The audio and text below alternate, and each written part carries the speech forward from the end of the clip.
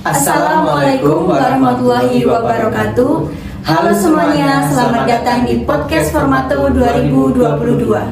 Sebelumnya, karena tak kenal maka tak sayang, maka izinkan kami memperkenalkan terlebih dahulu.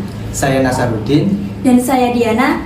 Kami di sini akan menemani kalian dalam podcast Formato 2022 yang dengan tema mengenal Formato lebih dekat. Dan di sini kami juga telah mengundang dua narasumber yang sangat spesial.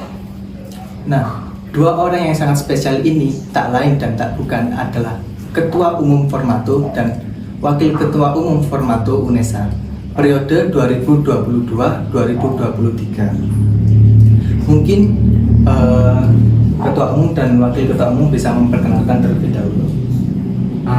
Ya, terima kasih. Perkenalkan, nama saya Muhammad Adi Putra Firdaus dari jurusan Teknik Informatika dari Kecamatan Suko. Dan saya Indira Karissa Dewi dari jurusan Teknik Informatika, program studi S1 Sistem Informasi. Baik, saya kembalikan. Ya, selamat datang Mas Adi dan Mbak Karissa. Iya, Bagaimana kabarnya hari ini? Alhamdulillah baik. Nah, pada hari ini kan kita akan membahas mengenai Formato nih. Menurut Mas Adi dan Mbak Karissa sendiri, apa itu Formato? Karena kan setelah ini juga ada mahasiswa baru nih yang khususnya nih dari Mojokerto. Nah, mereka juga belum tahu apa itu Formato. Mungkin bisa dijelaskan apa itu Formato dan kapan berdirinya dari Formato ini? Gimana Mbak, aku jelaskan ya? Iya. Izin menjawab ya. Formato adalah sebuah UKM yang berbentuk armada. Di UKM tersebut terdiri dari mahasiswa UNESA yang lulus di Universitas Negeri Surabaya. Dan untuk kapan berdirinya itu tanggal 29 November 2016. Apakah dari Mbak Karissa ada tambahan? Iya. Untuk Formato UNESA sendiri itu kepanjangan dari Forum Mahasiswa Mojokerto UNESA, di mana organisasi tersebut itu untuk menaungi seluruh mahasiswa-mahasiswi UNESA yang ada di Mojokerto.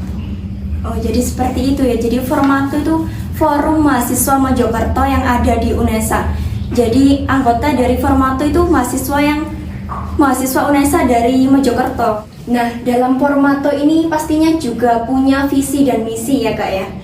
Visi dan misi dari Formato ini apa sih? Mungkin bisa dijawab dari Kak Adi atau Mbak Karissa. Izin menjawab untuk visinya ya. Untuk visi dan misi kami yaitu mewujudkan Formato yang bersih. Bersih sendiri mempunyai makna bersinergi, solidaritas, dan inspirasi. Nah, untuk misinya sendiri yaitu yang pertama, mempererat tali silaturahmi agar terjalin hubungan yang harmonis antar pengurus dan seluruh anggota Forum Mahasiswa Mojokerto UNESA. Yang kedua yaitu untuk membangun dan mengembangkan potensi yang ada di wilayah daerah Mojokerto. Yang ketiga, menciptakan prinsip disiplin dan kolaborasi agar terbentuk karakter yang bertanggung jawab dan konsisten.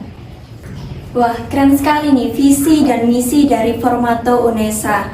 Nah, sekarang setiap organisasi, khususnya Formato ini, setiap pergantian periode pasti nama dari kabinet kerja itu juga berganti ya Kak. Nah, untuk tahun periode 2022-2023 ini, nama dari kabinet kerja Formato itu apa dan makna dari kabinet kerja tersebut? Izin menjawab, untuk nama kabinet kita yaitu Kardapati Janari Saka Majapahit, di mana nama Kardapati sendiri itu rela berkorban.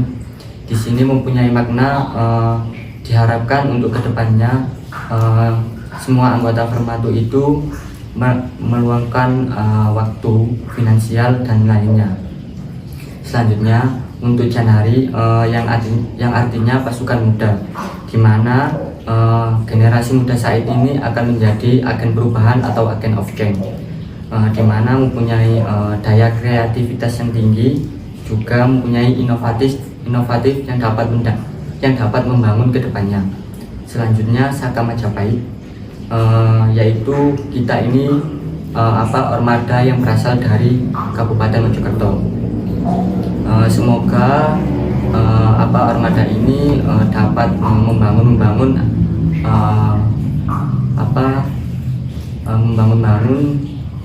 baik wisata ataupun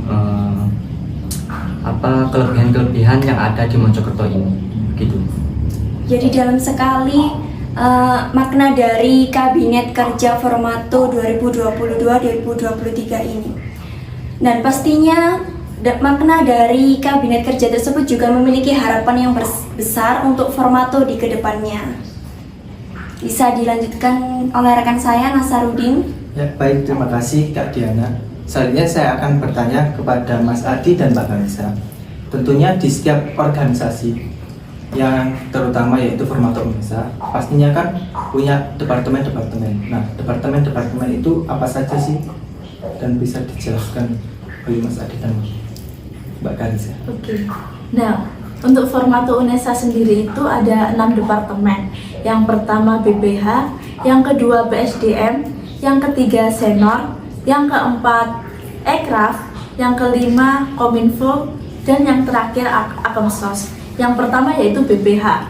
BPH sendiri itu Badan Pengurus Harian, di mana di dalamnya itu terdapat struktural yang terdiri atas ketua, wakil ketua, sekretaris, dan bendahara.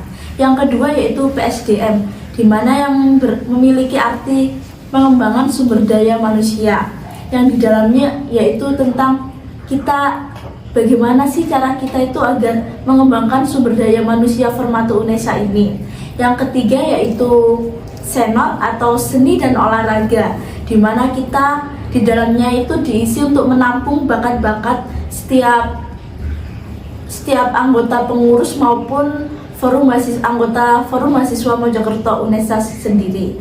Yang keempat yaitu Ekraf, ekonomi dan kreatif, di mana di dalamnya itu kita berisi tentang gimana sih cara kita itu mendapatkan profit agar pemasukan di dalam kas Formato Unesa sendiri itu ada. Yang kelima itu ada Kominfo, yaitu komunikasi dan informasi, yaitu yang berisi tentang menghandle seperti media sosialnya Formato Unesa, seperti YouTube-nya Formato Unesa, IG-nya Formato Unesa, TikTok-nya, dan lain sebagainya. Yang terakhir yaitu Akamsos, agama, kemanusiaan, dan sosial, di mana di dalamnya itu tentang kita menaungi mengenai seperti agama, yaitu seperti kita mengadakan adanya diskusi tentang beberapa agama, terus kita mengadakan galangan bencana alam kalau terjadi bencana alam, gitu sih. Iya, berarti ternyata banyak juga ya itu departemen-departemen yang ada di Formato Unesa. Nah, dari ke-6 departemen tersebut pastinya kan ada program unggulan. Mungkin bisa dijelaskan salah satu program unggulan dari departemen yang telah disebutkan. Dan juga mungkin ada inovasi baru dalam program kerja pada periode tahun ini. Mungkin bisa dijelaskan? Ya, izin menjawab. Salah satu program unggulan tahun ini yaitu Trofeo, di mana program kerja ini merupakan program unggulan dari Departemen Senor, di mana program ini yaitu lomba futsal antar kabupaten atau kota yang berada di Mojokerto yang dilaksanakan untuk SMA atau MA yang berada di Mojokerto, baik dari kota ataupun kabupaten. Itu.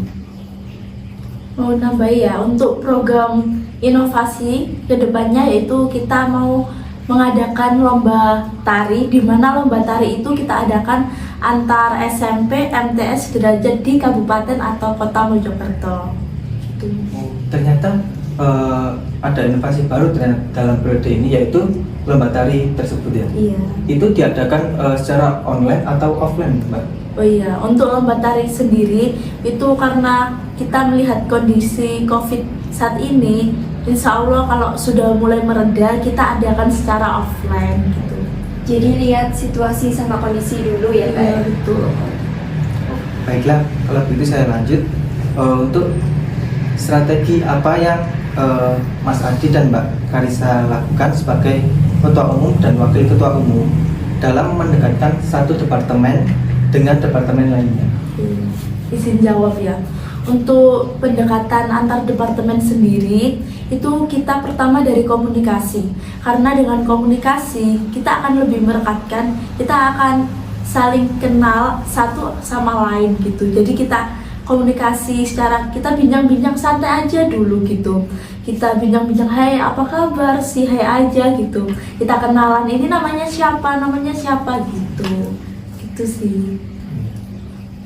Jadi itu caranya, salah satu cara itu mulai dari yang paling mendasar ya. Betul. Ya. Setelah itu mungkin untuk pertanyaan selanjutnya bisa dibacakan oleh Mbak Diana. Iya, jadi dari yang disebutkan Mbak Karissa tadi kan, setiap organisasi pasti tentunya memiliki suatu permasalahan ya Kak ya. Entah nantinya permasalahan itu apa gitu.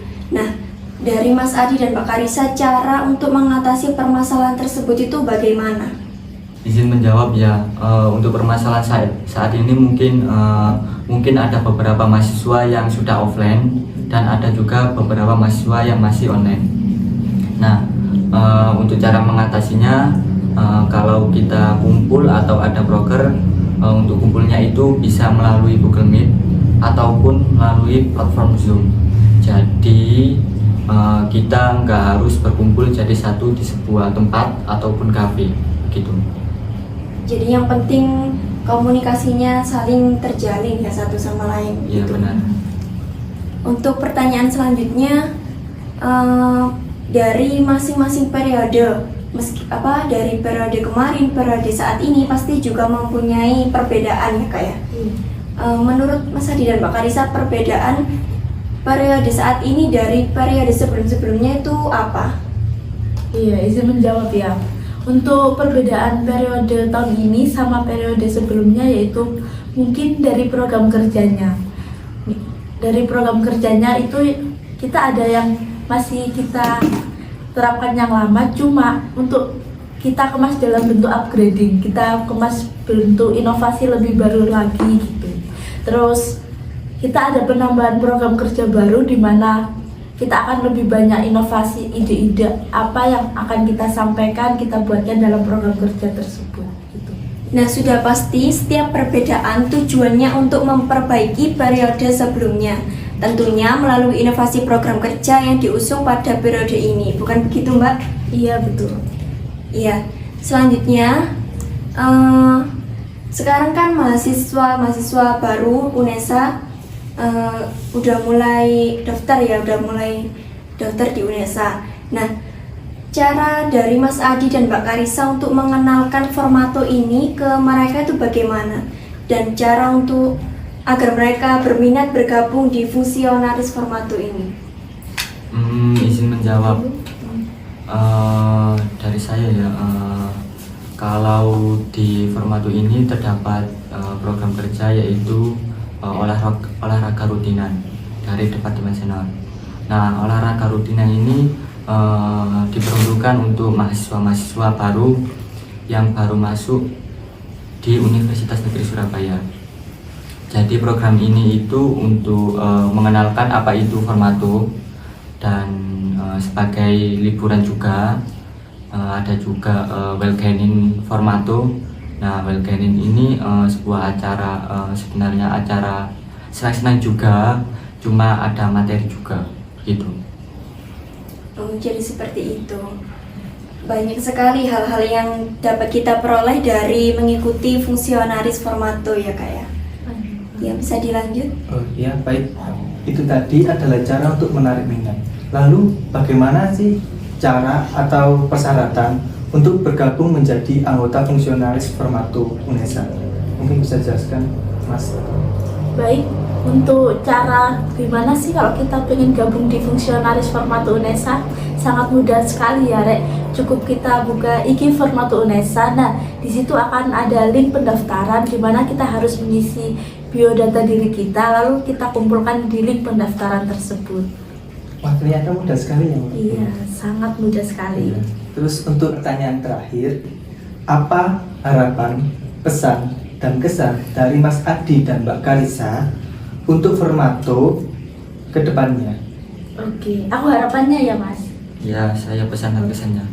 Harapannya untuk Formato UNESA ke depannya semoga menjadi organisasi yang senantiasa bergerak secara aspiratif dan kreatif dengan tidak lupa mengedepankan kekeluargaan dan keterbukaan. Dan semoga Formato UNESA ke depannya menjadi organisasi untuk mencetak pelopor orang-orang yang hebat. Untuk selanjutnya, untuk pesan, semoga kita semua bisa membangun Formato UNESA ini untuk menjadi armada yang lebih unggul dan kompetitif di semua bidang.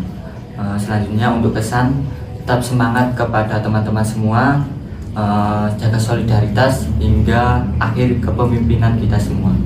Amin. Semoga harapan dari Mas Adi dan Mbak Karisa selaku Ketua Umum dan Wakil Ketua Umum Formato UNESA periode 2022-2023 bisa terwujudkan. Amin.